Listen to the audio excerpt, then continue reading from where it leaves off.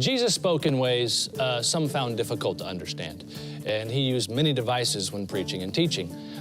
For instance, Jesus spoke of the cup. Remember the cup from earlier episode? We talked about that before. Remember? Oh, thank you. Or perhaps he used the plate. Remember the plate? Oh, thank you. The cup and the plate, they kind of go together, right? Sure, yeah, right, sure. Or maybe he used a bowl, or 2 bowls.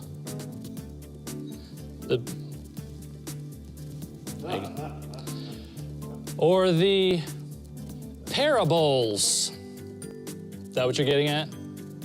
Oh, you ought to be ashamed of yourself. That's right, folks. We are talking about the parables on this episode of Chuck Knows Church. Seriously, I do not need your help to make terrible jokes. I can do that on my own.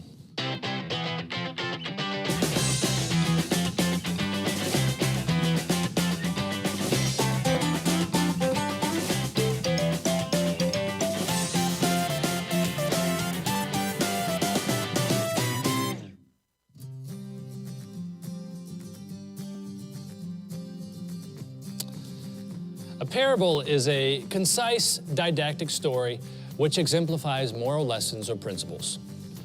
But that really only helps you if you know what the word didactic means. Didactic, when something is both diet and galactic. Didactic.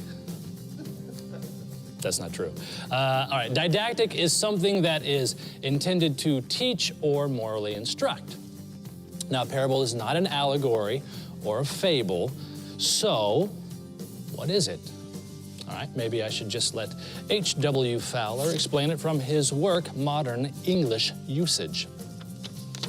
The parable is to enlighten the hearer by submitting to him a case in which he has apparently no direct concern and upon which, therefore, a disinterested judgment may be elicited from him.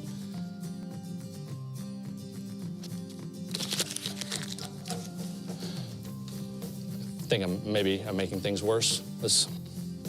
Can I get my bowls back? Is it too late for? Okay. Let's just say this. A parable is a simple story illustrating a moral or religious lesson. Enough said. Having said that, let me say a few more things. Although parables tend to be about simple everyday things like a tree or a seed or a smaller seed, we often discover deeper meaning for our lives each time we read them. Now, Jesus frequently taught his disciples using parables. Although they seem to be simple stories, the disciples sometimes scratched their collective heads, wondering, what was Jesus talking about? The parables also confused and frustrated those who were against Jesus. But Jesus' intentions were to provide guidance for his followers to better understand the reign of God. Now, even for those who know little about the Bible, the parables of Jesus will always be among the best-known stories in the world. There you go. To learn more, be sure to ask your pastor. Tell them Chuck sent you.